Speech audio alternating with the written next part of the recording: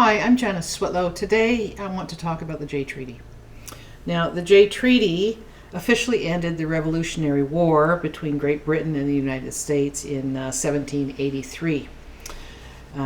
Great Britain bound, but consistently Canada has ignored the Jay Treaty. The United States has always respected the Jay Treaty, of course, because it is a treaty that's in full force and effect.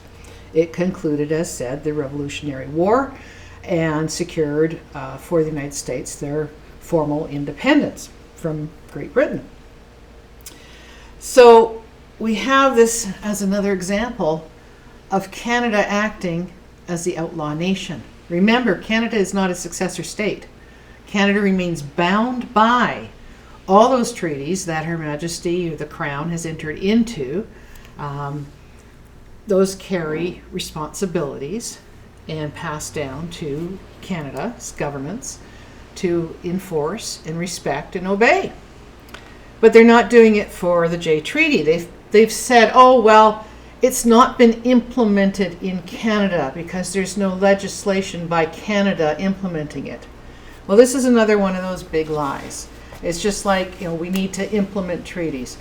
Treaties 1 to 11, for example, they're fully in force. Anyone who's getting their $5 every year knows full well those treaties are in force, or they wouldn't be receiving those $5 payments. But Canada does not like this idea of the Indigenous nations being treated as such. When it came time to resolve and put to bed the conflict between Great Britain and the United States, the United States has been great. They allow, in accordance with, they fully comply with the treaty. Indigenous nationals, provided they can approve 50% blood, are free to go into the States to work without green card applications, can get their documents together quickly and work in trust, and they can bring things in, all that stuff. Canada says no. Even the United States will come into Canada and recruit Indigenous nationals for the American military. So Canada just keeps deflecting and saying, we're not bound by the Jay Treaty. That is not true. The Crown is bound by that treaty. That makes Canada bound by that treaty.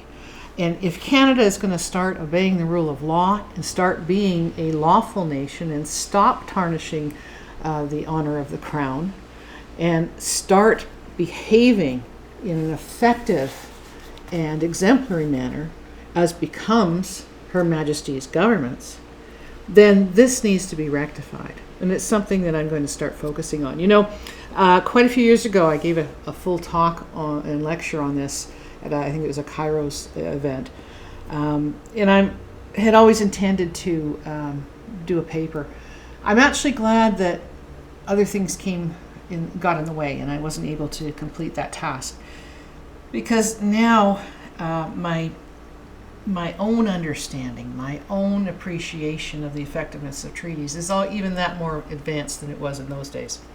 So this is a sort of thing that, and remember, this was negotiated in France. So as an international entity with which Indigenous nations are, remember, those treaties are still in effect, you have the ability to call upon foreign alliances to assist you, to say, hey, Canada, your head of state is still Her Majesty. She entered into this critical treaty, the Jay Treaty, and you're allowing your governments in Canada to get away with ignoring it. It's time that the pressure is brought to bear on Canadian governments, Prime Minister Trudeau, and the minority government and all those who have been elected to office to understand this must be rectified. And do you have any idea of the level of restitution? This is another huge class action waiting to happen.